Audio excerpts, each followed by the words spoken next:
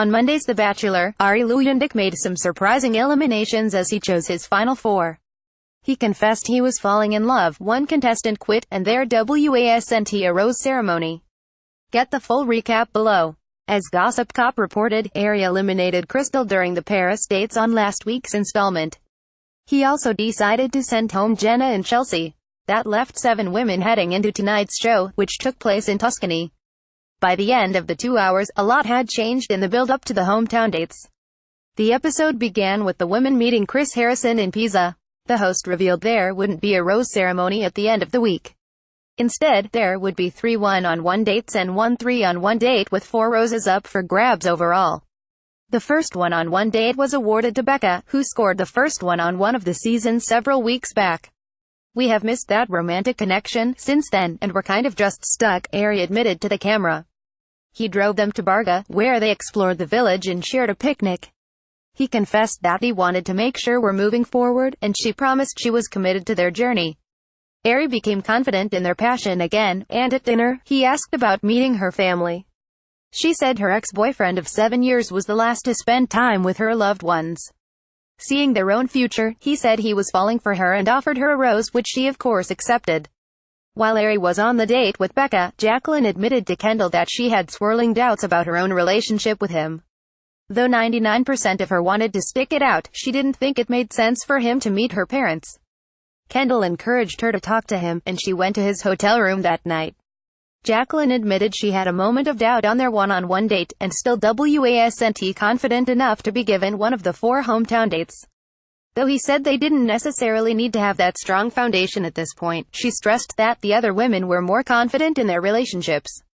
They kissed and he told her, "I don't want this to be over," but she kept reiterating that she didn't feel ready. With that, she tearfully took herself out of the running, and Arie told the camera that he felt blindsided. Bekah was annoyed when the second one-on-one date was given to Lauren B., since she just had a solo one the week prior. Arie went into the outing hoping they could build off their last date and shed open up more. They went sightseeing in Lucca, and she was still fairly quiet. Arie told her was ready to meet her family and questioned whether she was, too. Lauren admitted she was freaked out to bring someone home a year after her broken engagement. Arie went into the night conflicted and hoping for a breakthrough. Lauren led a toast breaking down our walls, and opened up about her fears of getting hurt again. But she admitted, "It's very obvious to me that I'm starting to fall in love with you." Arie awkwardly excused himself after that confession, leading her to tear up with regret and confusion. When he returned, Lauren called him out for acting like something was off. He insisted that wasn't the case, said he is falling so deeply in love with you that it's crazy, and gave her a rose. Sign was chosen for the last one-on-one date, and Arie took her truffle hunting with the help of an expert and the Mons guide dogs. They had lunch with the hunter's family, who grilled each of them about the state of their relationship. They both had fun, but Arie told the camera he wanted their romance to progress to where I'm ready to give that rose. At dinner, Sign admitted she was nervous about taking things to the next step with a hometown date, and he expressed worry about what their future would look like. "I'm open to that conversation," she told him, vowing she was ready to move forward and that she didn't want this to be the end for them. But Arie told the camera he didn't see the deep emotion he found with Bekah and Lauren B. Then, rose in hand, he told Sign they weren't as far along as they should be. "I can't give you the rose," he admitted. She tearfully left feeling blindsided. Much to Bekah, Kendall and Tia's shock, her exit meant there were now 2 roses available for their 3-on-1 date, instead of just 1. "My odds just went up," Bekah happily exclaimed, a reaction that didn't seem to sit well with the others. They were taken to a villa for the group date, and Arie pulled Kendall away first for alone time. He asked about her family, and she admitted they'd probably doubt the progression. But Arie was happy to hear she was open to moving to be with him. As they waited, Bekah told Tia that she did have a few doubts and was really longing to be in her own home. Tia told the camera that her fellow contestant had a lack of seriousness, and saw it as her duty to tell Arie her view of things. So, during their private time, she told him, "I feel like Bekah may be on a different page than the rest of us." Though Tia said at wasn't about age, she questioned whether the 22-year-old had a lack of experience. Arie told her not to harp that much on the topic.